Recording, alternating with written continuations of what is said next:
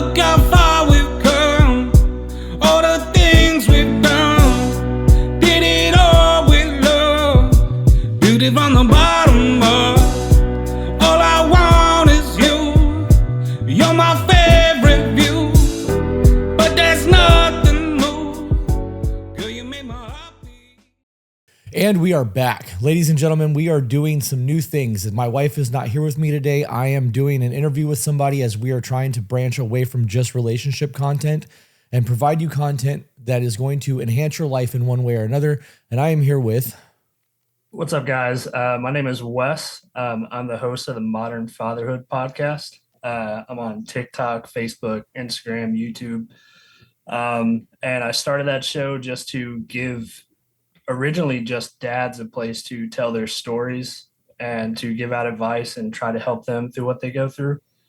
But it's quickly branched to just parents in general having a safe space and a place to learn and talk about what they're going through. And I've followed you guys for years now, so this is a great opportunity. I really appreciate it. Well, you're very active in our chat, and I see you in live streams all the time. And the name of your podcast got me because the conversations. So the conversation around fatherhood is a big deal for me anyways. I included it in both of my books.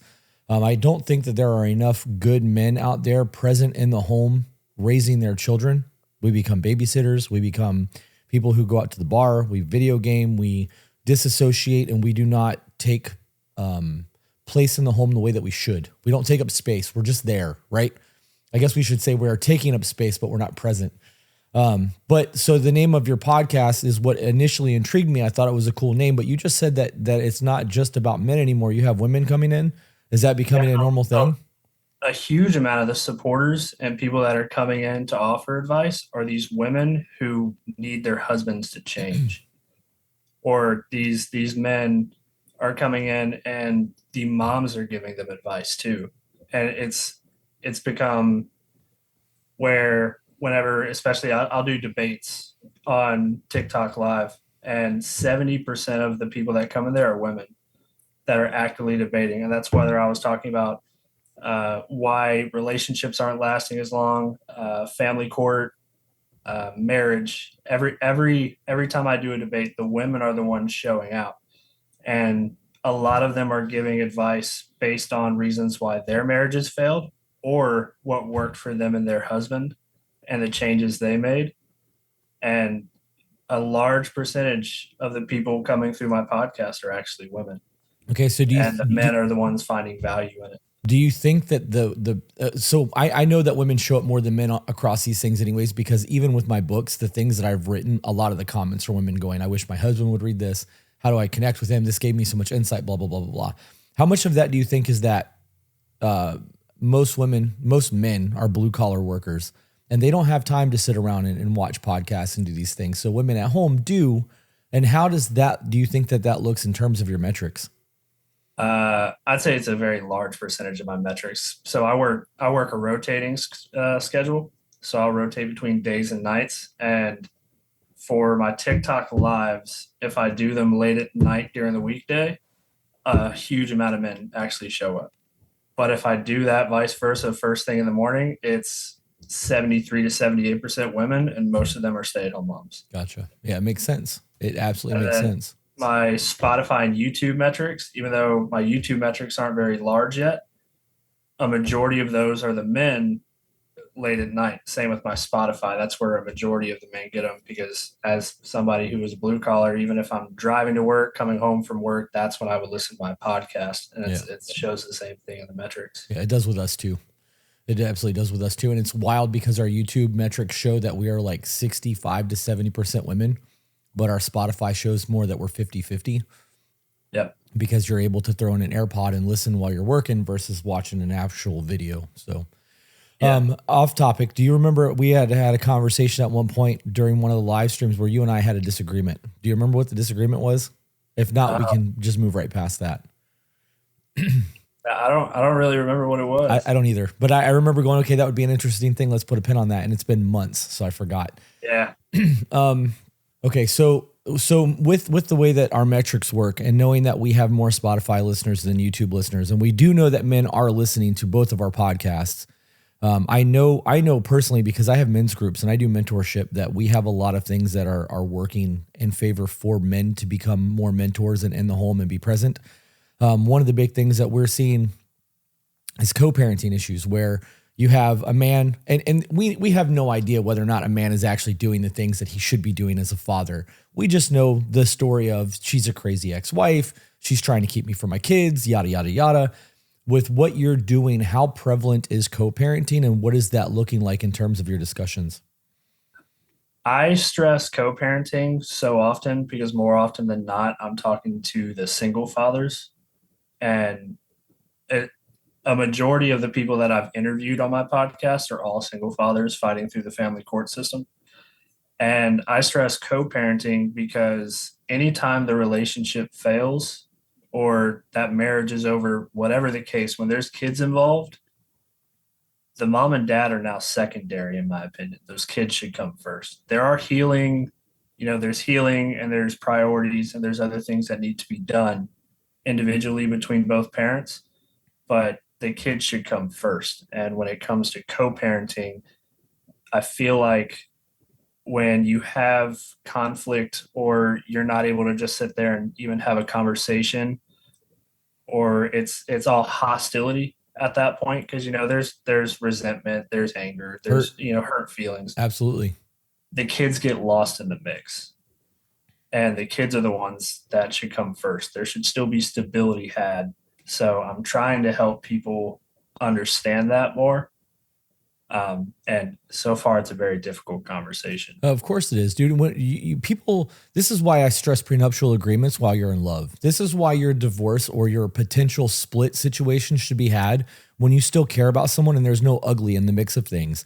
I have two things that I want to touch on. The first one is going to be a statistic, and the other one is putting the kids first, just in case I forget. The statistics of a divorced man being with his children. Men tend to be very prevalent in the first year. After that first year, it drops to like only, 25% of men are still in their child's life. After year 2, that number goes down to single digits. And it always comes down to a fucked up co-parenting situation. If you have two parents that can be civil towards each other, you don't have to be friends. You don't have to be lovers. You don't have to like each other. You just need to be very civil and understanding when life happens.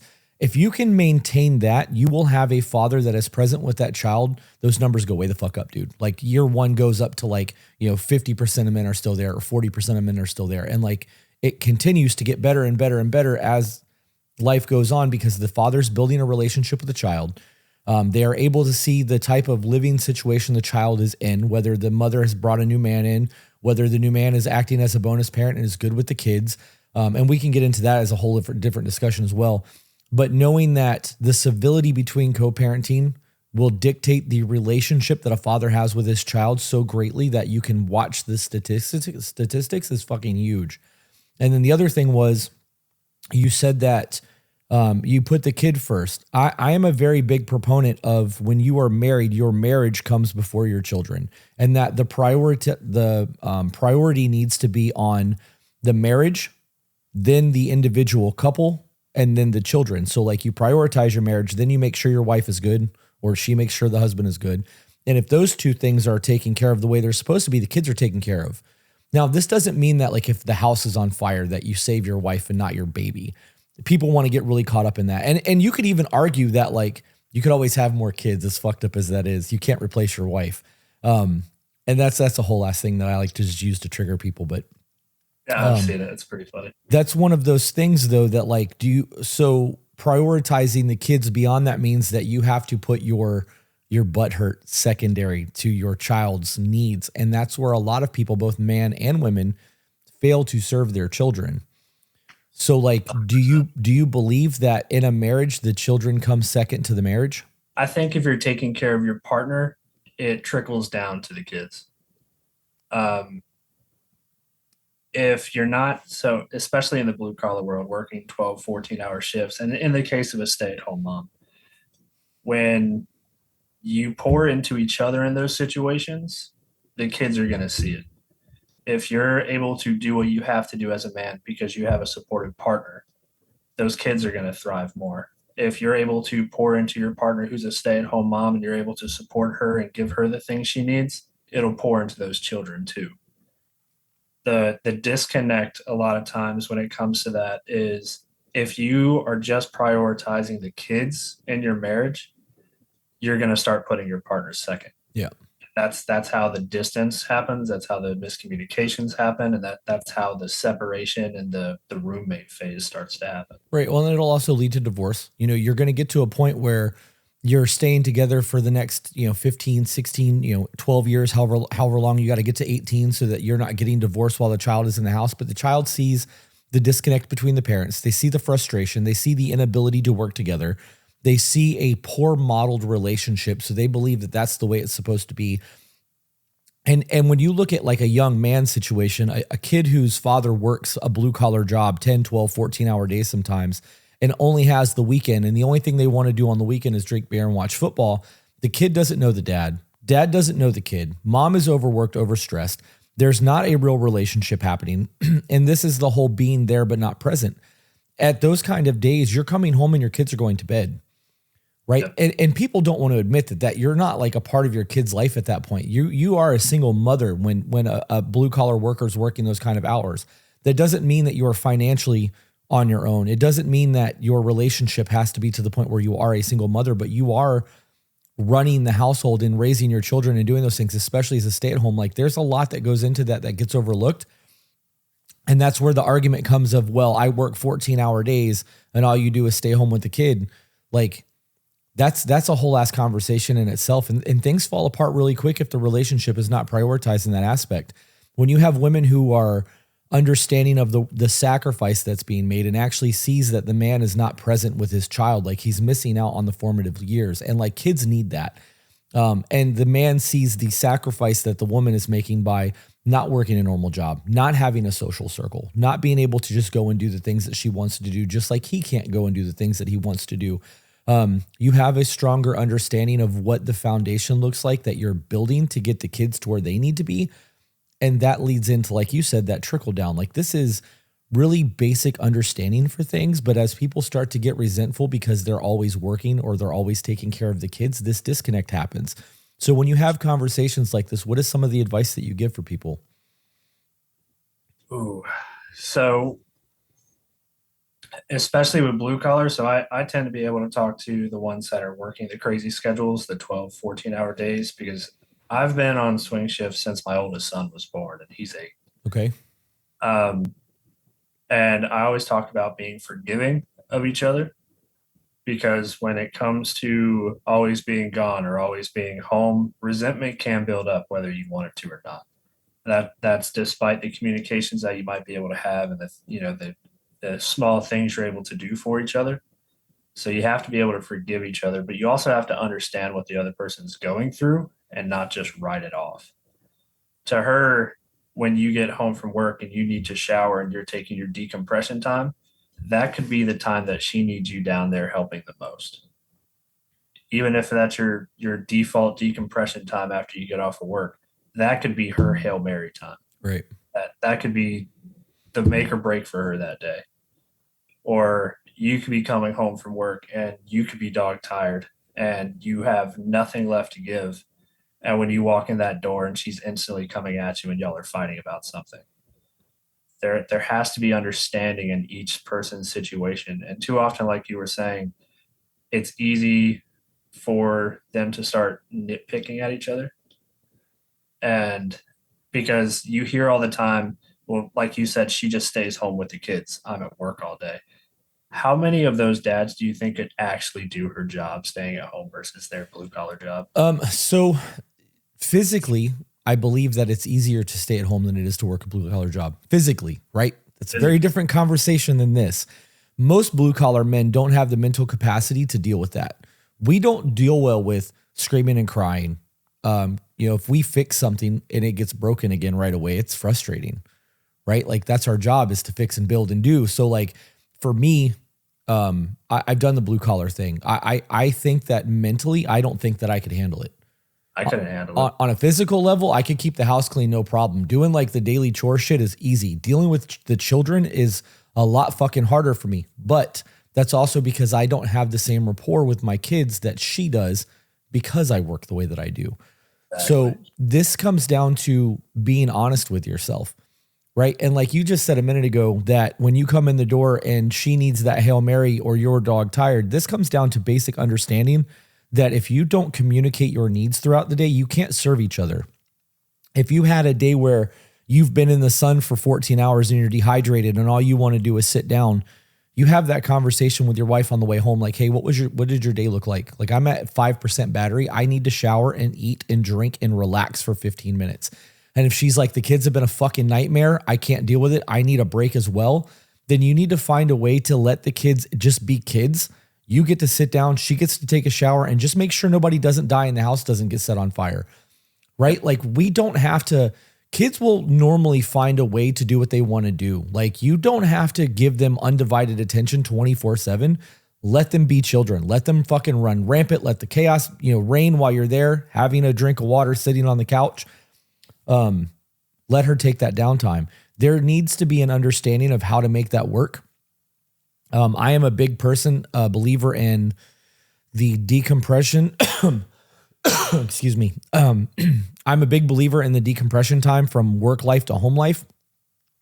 Blue collar workers talk to their buddies a whole lot differently than they'll talk to their woman and their kids. And that's a good thing. Like, we need to separate that. You can't call your kid a cocksucker because they're screaming. You can call your coworker that shit because they didn't bring you the right wrench or whatever. It's a very different dynamic. And we need that transition time from work life to home life. Just like a stay-at-home mom needs that transition time from being a mother to being a wife. It's not the same dynamic. Then you look at the way that women are touched out all the time. If your wife is getting a break from the children when you get home and she's able to decompress and do some self-care and you're able to take a shower and relax and you guys can have intimate quality TV time afterwards, you're more likely to get some play afterwards because you gave her that break. We don't understand the psychological workload between the two people. I can have an argument with my boss and tell him to go fuck himself, right? Like, in a blue collar field, they're just going to tell you to fuck you. And then you guys are going to go back to your job because shit's got to get done. You can't do that to your wife, and your wife can't do that to the kids.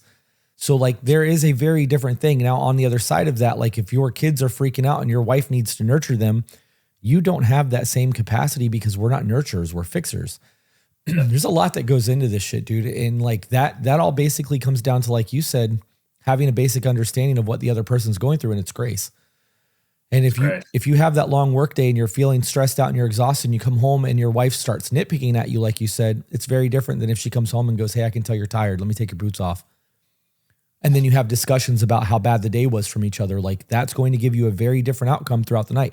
I appreciate you taking care of the kids. The house is a wreck. You're a wreck, but I can tell you did your fucking best today and I love you because of it. Those conversations look so much different than I need a fucking break. These kids are too much. The way that you guys interact, and this is a choice, is going to dictate the intimacy in your relationship, and it's going to change the entire dynamic of your household.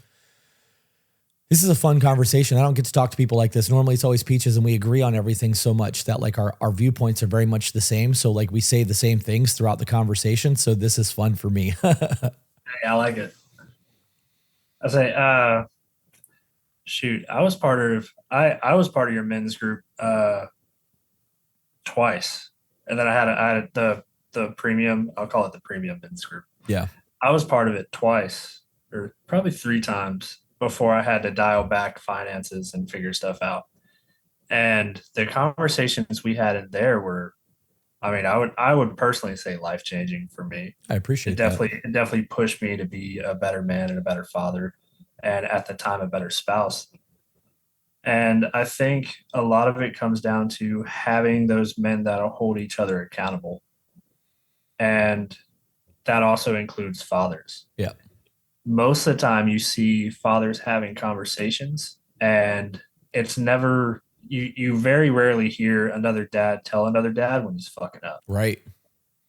And that conversation needs to start happening a lot more often. I had one dad, I had to scrap an entire episode because he got on my show and he immediately started spewing like the alpha talk. Oh my fucking God, dude. And about how his kids are, he is the king of his house, and the kids are going to listen to him, and his wife listens to him. And I was just like, this sounds terrible. He's like, what do you mean? I was just like, is anybody happy in your house? He's like, well, I think so. I was like, that's not what I asked. I was like, I asked, are they happy? If you think so, then you don't know. Right. It speaks on leadership. Exactly. I was like, I was just like, I don't think I can continue this episode. I was just like, our views aren't going to align, and you're already, coming very aggressive. I was just like, I don't care to have this out there. And I stopped. And then we messaged back and forth a couple more times, and we talked a little bit. Eventually I just quit talking to him, but I asked him, I was just like, how do you communicate with your family? If you come in there and you say your word is law and you're the king of the household, do they feel safe coming to you and talking to you about the issues they're having? Is it a safe environment, or is it your environment? Right. And he didn't reply to me for probably about a week. And then he was just like, I talked to my spouse and I realized that maybe I'm being too aggressive. And I was like, yeah, dude. Yeah. I was like, it's okay to be the man of the house. What it's not okay is to be the dictator of the house. Yeah. And your family especially needs to be able to come and communicate with you and talk to you. And it led to me realizing how often that dads aren't calling each other out. They're not holding each other accountable. Just like in that men's group, it was all about accountability the entire time. It needs to be the same thing for fathers and dads. To a certain point, everyone has to start holding each other accountable. Absolutely. And if they do that, it'll definitely help some of those statistics that we were talking about. Yeah. Well, so that speaks to mentorship. That also speaks to accountability and leadership. So thank you for saying the kind things that you did about my men's group. I really compare myself to my wife a lot when it comes to what she does for her women. And I have to remind myself at least twice a week, maybe 3 times a week, that women need a very different structure than men do. And like for us, it's very much here's what you need to do. Here's how you do it. Go get them, Tiger. Like for her, I understand that you're feeling that way. Have you thought about this? And, I love that you were able to share that. And like, my wife is such a fucking gangster and I love her so much. And I'm envious of that with her, but I know that my men don't need it. And I think that the way that we structure things works. And when the men have something going on, we're able to be there for them. Emergency calls happen. But I think that my formula works, but seeing what she does versus the way that I do it always makes me question myself. So I really appreciate that. Did you delete that alpha male episode? Do you have that content still? I have it. Yeah. I have to go on Riverside and find it. I would download that and I would play it back and I would react to your own episode. That'd be good. It would be, and it would create a whole lot of conversation. When you were in our men's group, were you in there when we read, it was either the Dichotomy of Leadership or Extreme Ownership by Jocko Willink. Have you read that? This was probably 4 years ago. Okay. So it was in the beginning then. Yeah. It was at the beginning. I think it was like your second or third men's group that you decided to run. Yeah. So I would recommend that you read both of those books, but one of those books talks about leadership going up and downstream. If you have people that are, and this is from military perspective, but if you have boots on the ground and they don't properly give information to the higher ups, the officers and the brass that are in charge of running things, they can't effectively lead. And your household is no different. If your kids aren't able to talk to you, your wife is unable to talk to you, she feels unheard, not safe, you're always defensive, you never really take them into consideration, you are not effectively leading shit. That becomes tyranny. You're a dictator. You are pushing people out to make them do the things that you want to do, which could potentially get them killed. Your children could end up, your daughters could end up pregnant as teenagers. Your wife is going to find a man who's more emotionally vulnerable or engaging. And you are wondering why you're ruling with an iron fist and everything's supposed to go the way that you believe it should go while your world is falling apart. I talk about on the podcast all the time that you cannot, my responsibility, I have the curse of being the final decision maker in my home. If Peaches and I have a disagreement on something, I can override her and say, this is what we're going to do. And she will submit to that and allow it to happen. And I've only played that card once, and it was during a hurricane. It's not something that I take lightly, because in the event that I override her and everything falls apart, there's no blame to anyone other than me. That shit falls solely on my shoulders. The way that we make decisions is I go, this is what I want to do. This is what I'm thinking. Here's how I think it'll impact our life, our finances, our kids, our home, whatever. And she gives me all of the things that concern her. I will make mental notes or sometimes even write it down. And then I go about my life. And those are things that I'm working through over the next couple of days or weeks or months, taking in consideration everything that she had before I make a decision, because every decision that I make or things that I throw back at her will impact everything. And all of the wins gets trickled down to everyone else, and all the losses stop with me because I am the decision maker.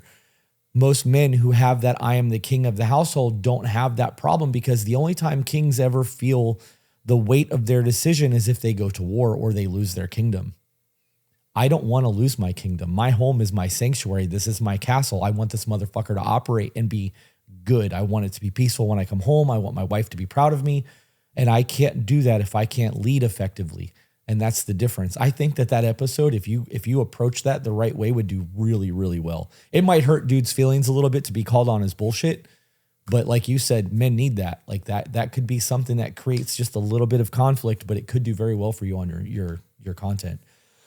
Yeah, I like the way you said that the king doesn't realize, everything's falling apart until he's lost it.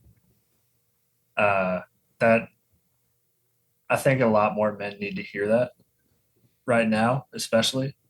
I think even I probably need to hear that a little bit. Not because I'm like the dictator of the house, but a lot of the reasons why I got your book and I'm working, I'm reading and I'm working through all the things. Because whenever I read books like this, I do kind of like a quick read through. And then as I go through, especially chapter 3, I start doing the breakdowns and I start doing the work. And while I didn't rule my house with an iron fist. Nope, that's not who I am. We had a great parenting relationship, and we still have a very good co-parenting relationship. But I could easily say that a lot of the issues were I was too money focused, which isn't always a bad thing. But at a certain point, while you're fighting so hard to provide so much, you're going to neglect other things. And while I was focused on just the aspect of providing, everything else was falling apart and I didn't realize it. And that's something that I needed to hear, but I think it's something a lot of other men need to hear too, that are currently in the thick of it and may not realize that they're fucking up or they're neglecting other things. I think a lot of men need to hear that. So what does provision look like to you now that you're beyond that and you're co-parenting and life looks differently now than it did when you were focusing on money? What does provision mean to you?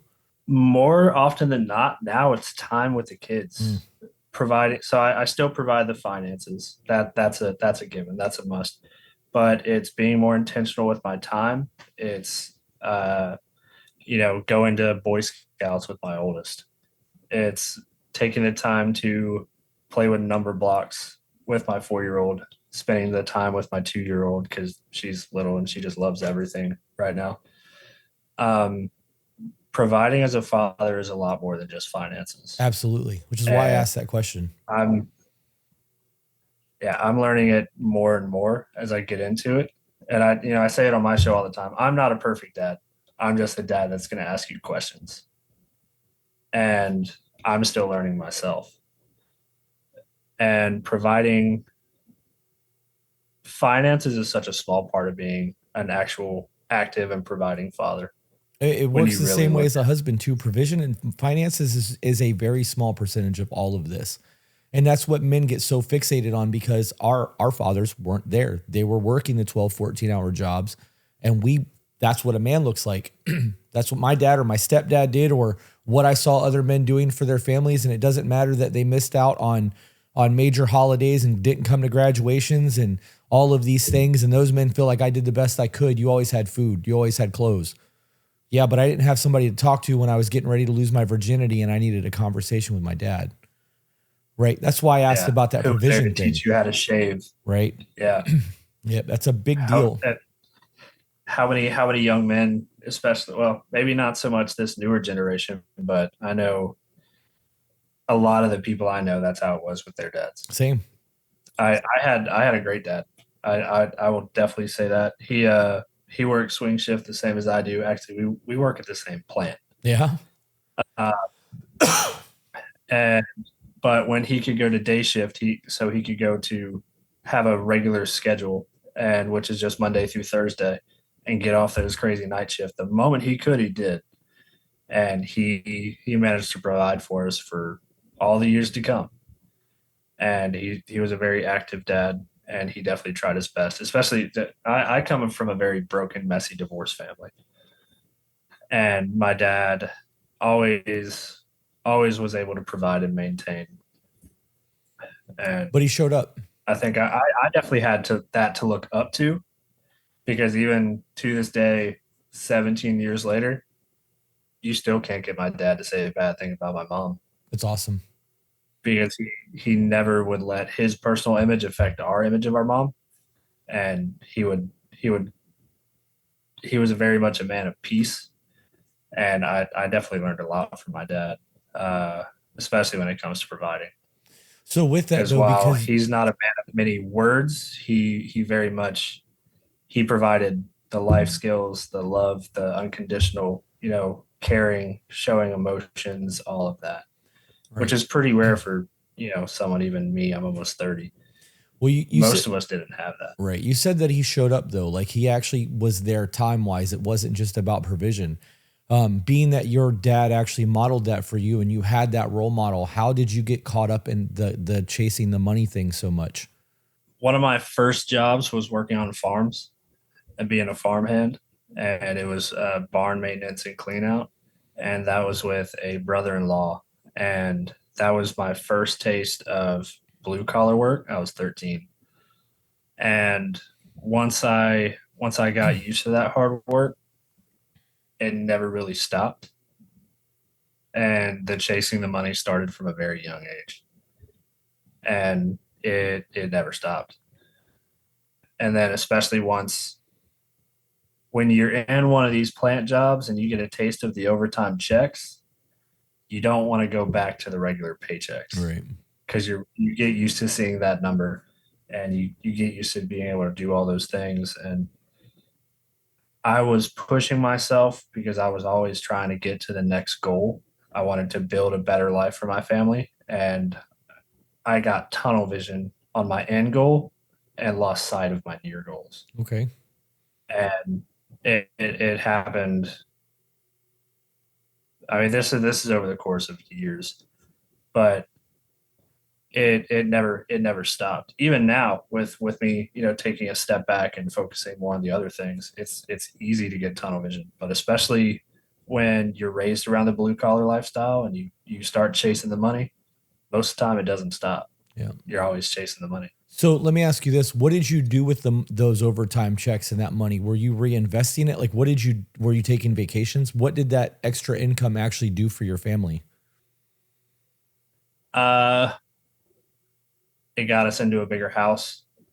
So was that a necessity, or was that something you wanted? Say what? Was that a necessity, or was that just something you wanted? It's something that I thought would make my spouse happy. And did it? No. Okay. I'm not grilling you or like trying to say like, look at this, but this is the reality of it's very important. This is the world we live in.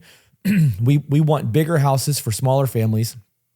We want bigger incomes to drive nicer cars and to have nicer clothes, but we're not doing the things that truly matter in those moments. If you were working overtime 6 months out of the year and the other 6 months you were taking vacations every weekend where you were going on educational field trips with your kids, or you were going to the beach with your woman, you were having date nights, you were using that money to create Roth IRAs or to create generational wealth or invest, all of that looks very different than working overtime year after year to have the bigger house, to have the newer car, to put rims on your shit, to like live outside of your means. Most people live from a state of debt. Did you know that most Americans don't have $1,000 in savings? Yeah, I did know that. Isn't that fucking insane? I heard it from you, but yeah, I heard that. absolutely crazy to me that people have that mentality of like, it's just not sustainable. At some point, this is not going to be sustainable anymore. The debt collectors are going to call their debt due. Your credit score is going to get fucked up. You may lose a job. You might have an emergency. You could fuck your back up. A kid could break its arm. Like, you have all of these things that could go on, and this check to check thing that you're doing and living outside of your means is going to fucking collapse. And at that point, you're not going to have anything, including a relationship with your wife and kids, because of the way that you're living your life. So that's why I asked if buying the bigger house mattered, if it was a necessity. If you had 3 kids and 1 bedroom for your children, that's a very different concept than having 1 kid and wanting a bigger yard. Like, there's a reason for all of that, which is why I asked. Oh no, it definitely, it makes sense why you asked. I understand too.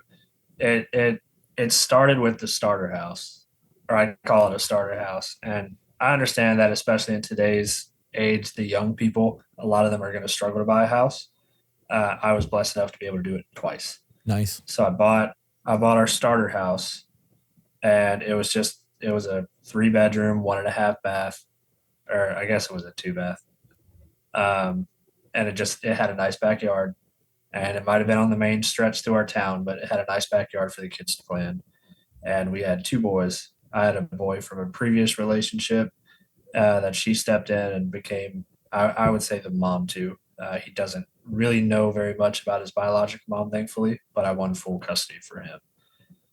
And then we had our second boy, and it was when we found out we were having another girl that she wanted a bigger house. And as I did back then, I said, okay, I'll make it happen, because I knew it would make her happier. And, I did see the benefits in us having a bigger house once we had 3 kids. I understood it. I just didn't want to do it. But if it would make her happy and she was a stay-at-home mom, I was going to make it happen. And I did. And now I have a second house, and it's been an absolute disaster for that second house because of foundation issues and things like that, which I only mention that because it goes to show that it's when you're living paycheck to paycheck, it's one disaster away from everything crumbling. Yep. That house was my crumble. For sure. I tell people all the time that chasing the money and not managing my money properly, it's what all came down to me realizing, okay, it's time to take a step back and reevaluate what I'm doing. Yeah. I tell people all the time that broke things happen to broke people. And when you have a cushion, those emergencies aren't a crisis. They're just something you have to get through. And when you are living check to check, those emergencies are fucking emergencies. It's a crisis mode.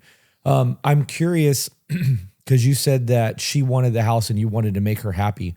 What did that do to you long-term? Psychologically, marriage-wise, etc. Well, me and her aren't together anymore. We're working on our co-parenting, and she's working on getting back into the workforce and things like that. But we're very much a for the kids co-parenting relationship, and we don't let any of the other noise bother us when it comes to that. But psychologically, I was very depressed. I had a lot of different mental issues, and I was going through a lot of different things. I gained weight. I worked myself crazy hours. I would stay up, 1 or 2 full days, 48 plus hours just to spend time with the kids while I'm working these crazy shifts. And it wore me down to the point where eventually I just got burnt out. I got burnt out to the point where I gave myself double lung pneumonia. Wow. And the doctor was just like, I can't find a reason for you to have this besides maybe you working yourself sick. And that's exactly what happened. And they cut. I was pushing myself that hard until they cut overtime at work. And it's when they cut overtime at work that I really, truly realized how much time I was losing with my family. Because like right now, I'm on a 7-day break. I'm blessed enough to have 7 days off in a row once a month because of my work hours. And this 7 days off, especially in the break times and the school break time, the summer vacation, there's so much we can do. Right. There's so much value in this time, and it's something I didn't realize I had before because I was so busy chasing that dollar. and hoping these 7 days would be filled with 6 days of overtime. Yeah, I missed out on a lot. Yeah.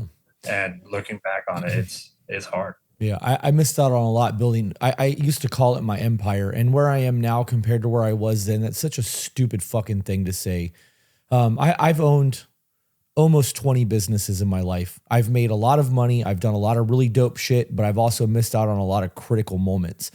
And Peach's kids are not mine. I'm a bonus dad, and I'm getting to have a second chance at raising children, and I'm not making the same mistakes that I made the first time, but I'm also, I hate the term privileged, but I am privileged in the choices that I've made to be able to do these things. The reason I asked about the way that affected you is because a lot of men get caught up in this happy wife, happy life bullshit. And we want to make sure that our women are happy and taken care of, because as long as they're happy, everything else is good. Well, the reality is if we are giving more than we can give and we are stretching ourselves so thin that we become a shell of a person we once were, and we are depressed and overweight and physically making ourselves sick the way that you said that you did, your wife isn't getting a version of you. They're getting the benefits of your sacrifice, but they're losing their partner in the process.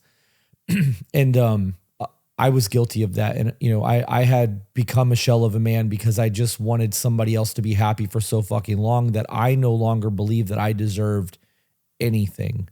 And when I met my wife and we started building the foundation of what our relationship looked like, I had very clear expectations of what I would and would not accept from a relationship moving forward, because of my single time and like the knowing who I am and what I value and what I'm capable of doing. And like, I learned to love myself while I was single, and I never wanted to go back to that depressive man who wanted to kill himself multiple times a week, to the point where like I had a gun in my lap sitting in my car ready to end my life.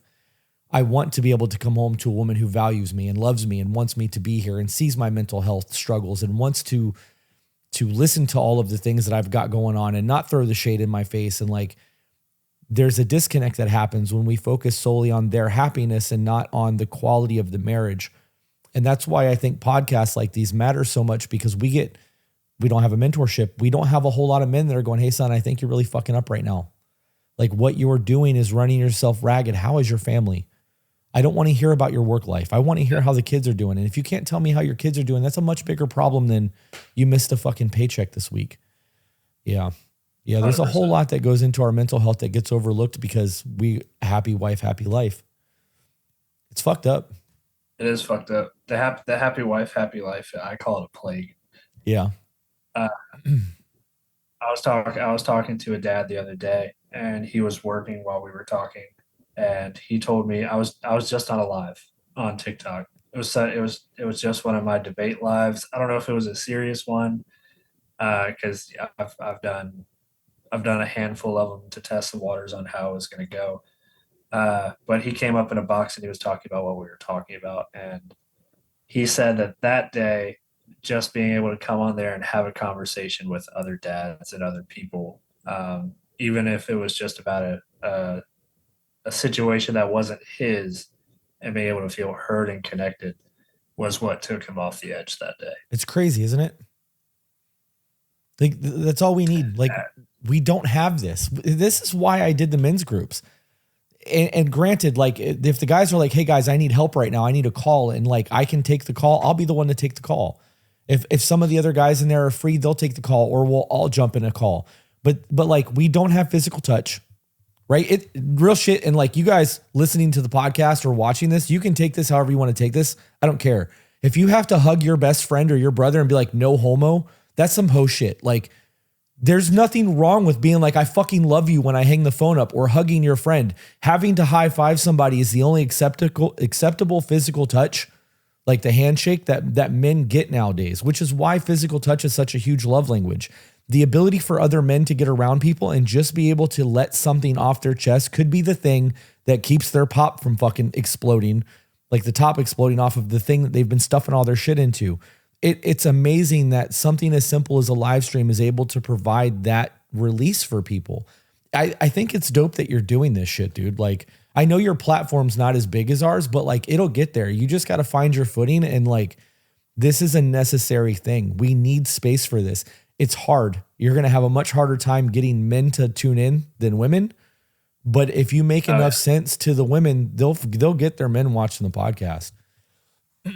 Yeah, that's what I've noticed. And it's funny because I was on the Discord the other day, and I was in the public men's area, and I saw two names pop up that I hadn't talked to in the years since I was in the private Discord or the private men's group.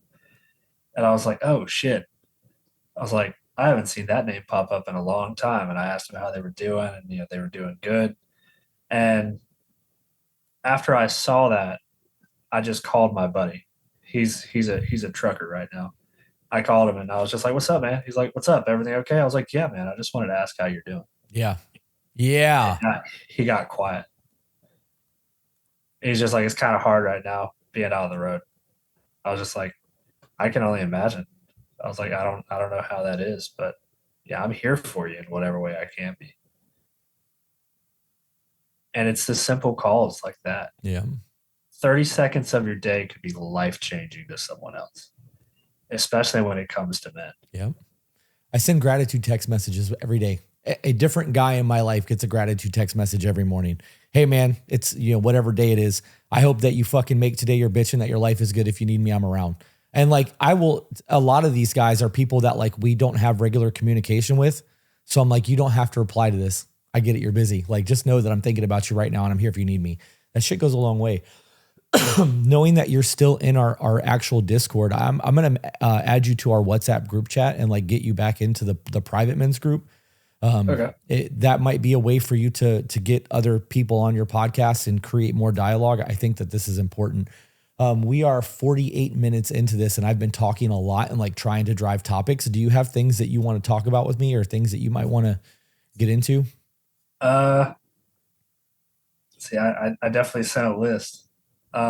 Real quick, I do want to point out probably 4.5 years ago, around when you did the second men's group, you asked us if there was something we wanted to do, and if we hadn't done it yet, why? Okay. And 4.5 years ago, I told you I wanted to start a podcast for dads, and it was going to be called the Dad Panel, and it was just going to be a bunch of dads talking and going through life decisions. Obviously, it's not the Dad Panel, and it might have taken me 4.5 years. But whenever I told you that I hadn't done it yet, everyone in the group was just like, why? You can do that on your phone. Yep. You can start it on your phone. And I'll be damned if I didn't start it with a phone mount in my car and AirPods. Yeah, man. It's all it takes. There's not a reason to not do anything that you want to do in this world anymore. Like, other than your own bullshit, your own excuses, your own I'm tired, your own made up stories of why it's not going to succeed. Dude, if you're recording to one person, that's still one person that's watching. That one life could change the world one day. It could trickle down into their kids. You have no idea. And like, over time, you're going to build a community. You just have to be able to talk to people. So I'm glad that you did it. And I am big on that shit. I will ask people all the time when they're like, I want to do something. Why haven't you done it yet? Yeah. I believe in manifestation, truly believe in manifestation. And I also believe that, how do I word this? I believe the universe is going to try to throw obstacles at you to see how bad you really want something. And if you start doing things, the universe gets out of your way and God or source, whatever you want to call it, starts giving you things to get you to where you want to go. When I opened my first tattoo shop, I was like, I'm going to own a shop one day. And I know I'm going to need an autoclave. So I bought an autoclave. No reason for me to spend that money on an autoclave. I was working for somebody, so like $2,300, but I bought the autoclave and I had it when I was ready to open a shop. And after I got the autoclave, I was like, I know I'm gonna need chairs. So I bought some salon chairs. And over the course of 2 years, I just started buying all this shit. And then one day there was an issue with the shop I was working at. And I was like, all right, I want to do this. And I went and drove around and looked at units and I made a couple phone calls, got hung up on a couple times. And one dude was like, I can be there tomorrow to show you the unit. And I signed the lease, bro. I was broke. I had no business doing any of that shit, but I signed that fucking lease. And within 3 months we were open and running. And like, I opened my business on October 27th, knowing that rent was due November 1st, and I had 7 cents in the bank. I was fucking broke, dude. I made 3 days. We made all of the rent that we needed for my personal rent, all of my car payments and my tattoo shop to get me into November. And like, we've been going like that ever since. And it's not a matter of I'm afraid, because of course I'm afraid. Like, what if I lose everything? And the universe is like, yeah, what if you lose everything? And I'm like, all right, bitch, let's go. Like, I'll put my boxing gloves on and go toe to toe with you. And there have been a lot of losses, dude. There's been times where I've invested in businesses that cost me over $100,000, lost that shit in a matter of months, sometimes overnight. And those are major, major hits, but I have success in everything that I'm willing to do because I'm not waiting for an opportunity. I'm not waiting for the right time. Have you ever read The Art of War? No. You should. Yeah. Everybody that reads The Art of War believes that this is a book about war. It's about mastering yourself. And when you read it from a point of understanding that mastering yourself aspect, it changes the narrative of the book and it becomes about you and not about your opponents. Sun Tzu said that you need 40% of a plan to act. If you wait until you have 100% of a plan, your enemy has already made enough of an attack plan to implement and you will lose. And this speaks on people putting off till the time is right, or until I get a sign, or until my money's good to start doing something, versus going, I have 40% of a plan. I know what I need to do. I'm just going to start doing it and see what happens. Like, yep, I say all the time, if you're waiting for the perfect time, it's never going to happen. Yeah. I tell people that perfect time was when you thought about it the first time. Yeah. Second perfect time to start is right now, because you can't get your time back. And if you wait 5 or 6 months or 6 years from now, what happens to all of the things that you could have been doing this entire time? 100%. Yeah. I say if the show, if the podcast or the TikToks or the TikTok lives help one dad or one person a day, then it's a success. Yeah. And now, granted, that guy on that TikTok was the first like open example, someone telling me that. And I sit there and I was like tearing up and shit. I was just like, wow. But it starts with a conversation. And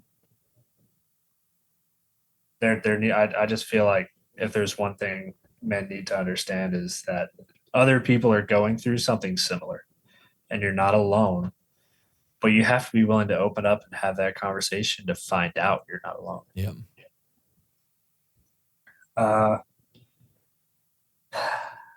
We can segue off that into building yourself into better men.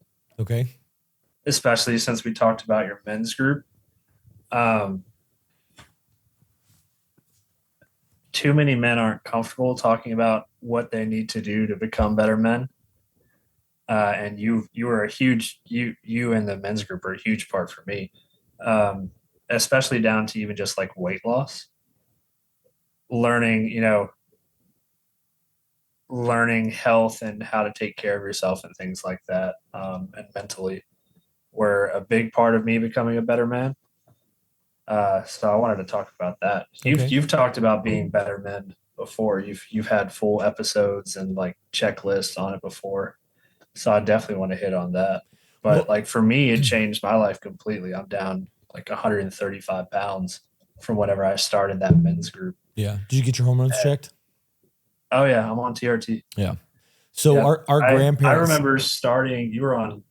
I think you were with Titan. Yeah. And I was just like, TRT community. Yeah. I remember messaging that in the Discord. I was just like, go check out Matrix. Go check out Brandon and the TRT community podcast. Yeah. Well, and that got us connected to Matrix Hormones, and we've done a lot with them since then. But so our grandparents had 3 times the testosterone that we do. Our grandfathers did.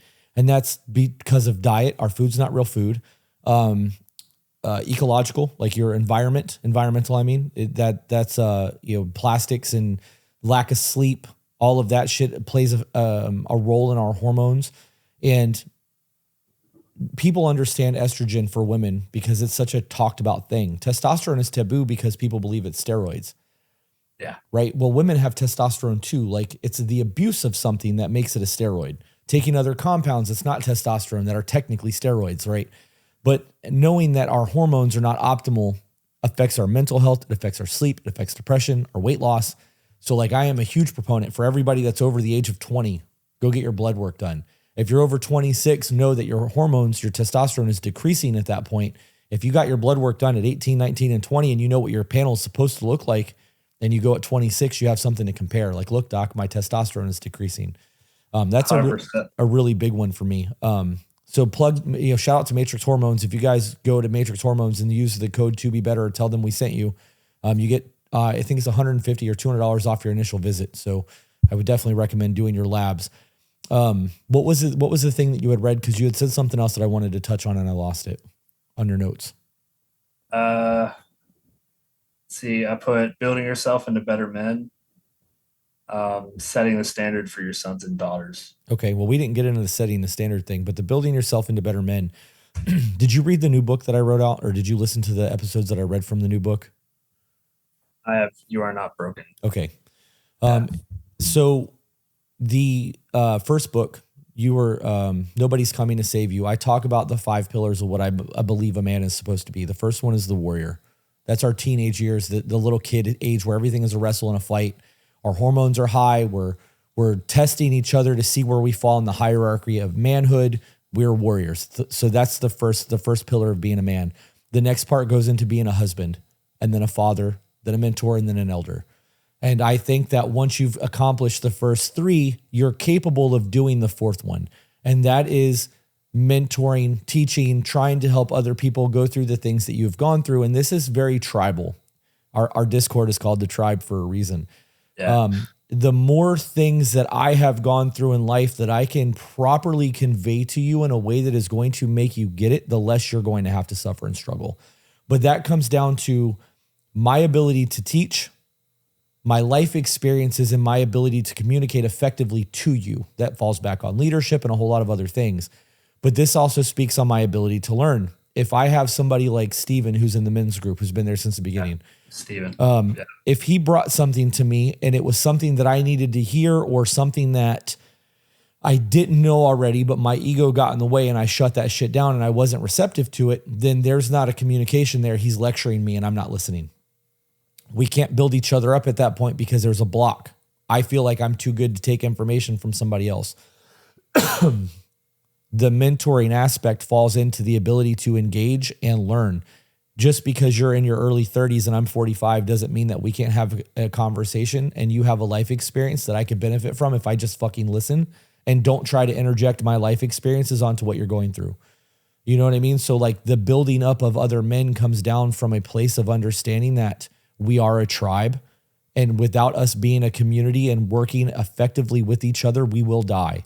And all of human history, when we had people kicked out of our communities, kicked out of our clans or our tribes or whatever, however you want to word that, your survival rate dropped to single digits because you will likely die come winter. We need a community. We need people to work together to be able to get to those things. And it's more prevalent now than ever in human history because we've isolated ourselves and everything is digital now. So with what you do, how do you propose men go about building other men and creating the better man, as you put it, building each other up? Well, it starts, obviously the internet is a really great tool to use, but it starts with you individually. Like you said, you have to be able to be receptive to what other people are telling you. You also have to understand yourself, because you can't sit here and try to help other people or mentor if you're not actively learning their faults, either the faults you have and the lessons you have. Because from all your failures, there's lessons to be had. And you have to be able to put your pride and ego to the side to be able to teach about those things. Right. So it starts with yourself, but then it also comes with putting your pride and ego aside, I feel like, too. And once you're able to do that, that's when you can start helping other people. And in a lot of cases, it's going to be through the internet, just like through my podcast and the way I'm talking to other men and engaging with other men. But it also comes with the people you surround yourself too. If you're trying to be a better man and you're trying to level up and you're trying to build yourself up, but you're still surrounded by deadbeats or you're surrounded by worthless people, you're never going to build yourself into a better man, because you're going to be held back by all those people you surround yourself with. And you could try to help those people, but most of the time you're not helping a worthless. Yeah, no, I agree. So, hold those on. aren't the people you need to surround yourself with. I want to touch on that because this is a really important conversation, and I'll let you take back over. I just want to add that on the social circles, our perception of is reality. if you have a group of people doing the same shit, and you look at the drug game, right? Like when people become addicts and they go to rehab and they get out and they get back around their friend group, that's normal shit for them. All of these people who are getting high and robbing people and doing all the shit that they need to do to continue their high, that is normal existence for them. Their day-to-day, that's just what they do. And if you live in those social circles, that becomes your normal life. If you have people who are leveling up and making deals and you got a friend who's like, bro, I just made 50 grand. I just did this. My fucking kid just won an award. We're doing these things. We're about to travel. And that is what you see as normal day-to-day life. You go, I'm not, how is this normal for them? I need to get to that point. And then that social circle starts to elevate and you become one of those people that's doing those things, that's motivating the people around you. And you are creating that echo chamber of success.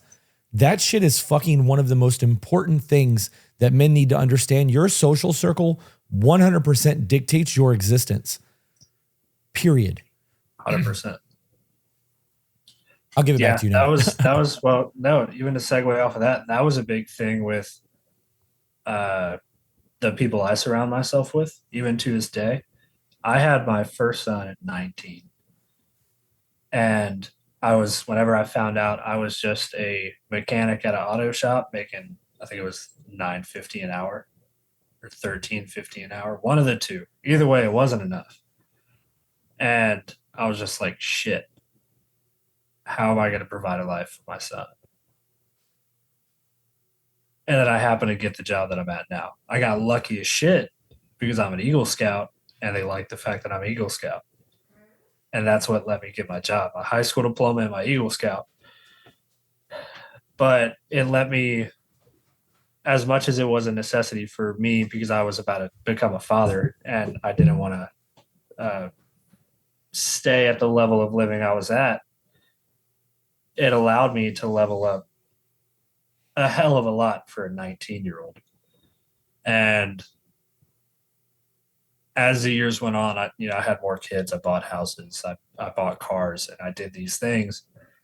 I had friends that weren't doing those things, but it wasn't because of them not wanting to do them. It wasn't because of just different life priorities or anything like that.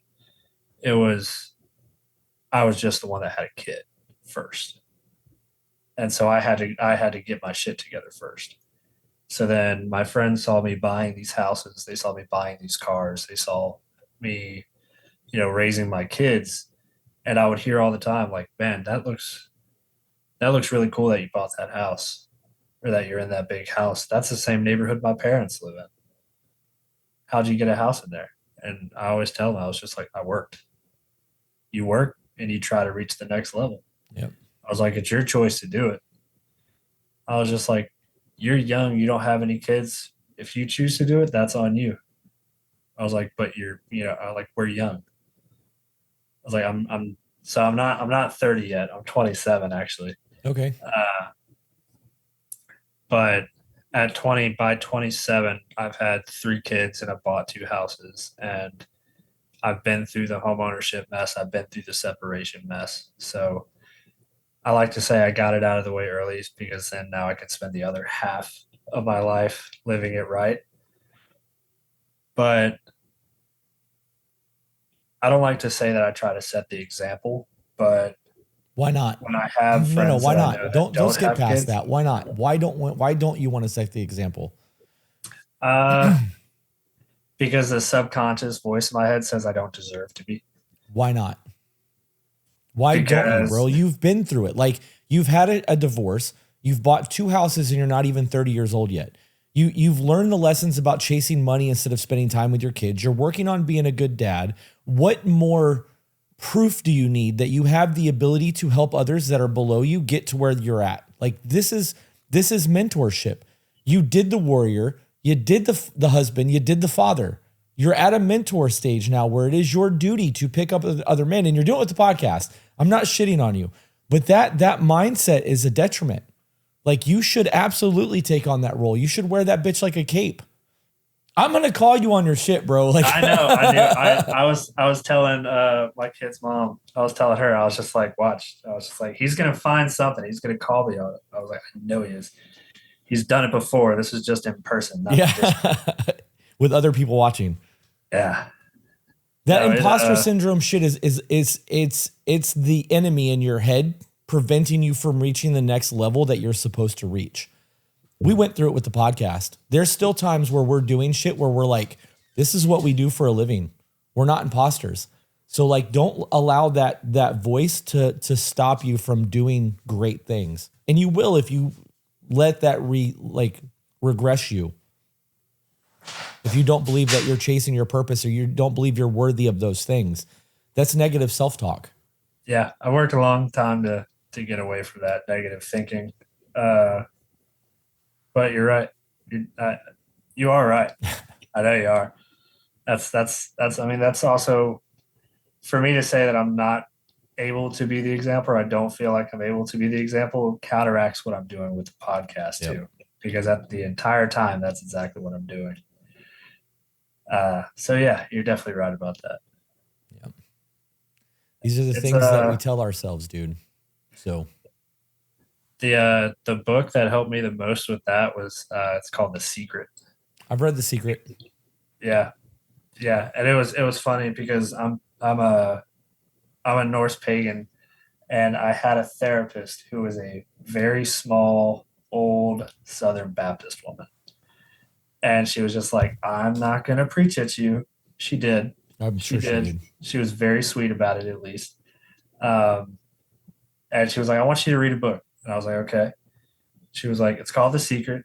It's kind of a Christian book. I was like, okay, I'm okay with that. And she was like, I think it'll help you. And I mean, within the first, if you read that book and you're actually serious about changing the way you think and changing the way you think about yourself, that book is a very powerful book. Absolutely. Even if it's just like the negative thoughts and breaking down your negative thoughts, but also just positive thinking and manifestation, it's a really powerful book. Yeah, I'm really big on manifestation. Have you read As a Man Thinketh? No. You should. It's on my reading list. It's short. Every time you mention a book, I throw it on a reading list. I'm just like, shit. Yeah, it's short. It's not a very long book. If you get it on Audible and read it at 2 times the speed, it's like 45 minutes. But it's got a lot of gems in it. I'm so big on manifestation and speaking things into existence. Being Norse pagan, I'm a spiritual person. I don't call myself religious. And even though I'm a follower of Christ, I am definitely not a Christian. I believe that every faith has some sort of creation story, and it always starts with the word, right? Things are spoken into existence. We're created by our creators, and we have a divine spark in us. And I believe that word and that vibration and the manifestation and the way that we talk not only alters ourself because we're made of water, and we know that frequencies affect water, vibration affects water. We know that water remembers, it holds negative charge, it holds positive charge. Like our voice is such a huge thing for us. And if we don't speak powerfully for ourselves, who's going to? Right. So 100%. Like the negative self-talk thing was huge. And full credit to my wife, dude. She put such a stop to that shit because I used to call myself stupid and fat and ugly and all the fucking negative things. And like, I could do something really simple, like drop something and be like, oh, I'm such a piece of shit. She's like, excuse me? And she physically verbally checked me every single time I did that for years, to the point where I don't even think those thoughts anymore because I know if she's standing there, she's just gonna say something like, and that's how it started. I don't want to hear this shit. Like, just leave me alone. Let me do my life. But her correcting me in those things eventually changed my patterns. And now I do positive affirmations for myself. And this is really off topic and very, silly almost, but like I started using beef tallow for my skin because I'm getting old, bro. Like I got a good looking woman. I need to continue to maintain my youthfulness as best as I can. So I'm in there using beef tallow and my wrinkles are starting to go away because I'm doing skincare. And while I'm in there, I'm like, yeah, fuck you, wrinkle. Like I'm starting to look good. Like I'm talking myself up, and it changes the way that I feel about me. So like now I feel more confident, like, funny dancing in front of my wife, and like those small things like that go a long way for our psyche. We just don't realize it. So the opposite is very prevalent. Yeah, 100%. Yeah. Me learning about positive affirmations came in such a silly and fun way that I still listen to it all the time. It was something that my kid's mom did with my boys. when they were first starting to go to daycare and school. And it was the affirmation song with Snoop Dogg. I don't think I know that. Yeah, and it's just a song, and it's just talking about loving yourself and how smart you are and how you're gonna have a great day. And I caught myself turning it on in my car on my way to work, and it's just like, good morning, today's gonna be a great day. Yeah. And I would play it, it's like a 2-second song, and I'd play it in between my heavy metal music or between my podcasts. That's funny. But it's those small things. Yeah.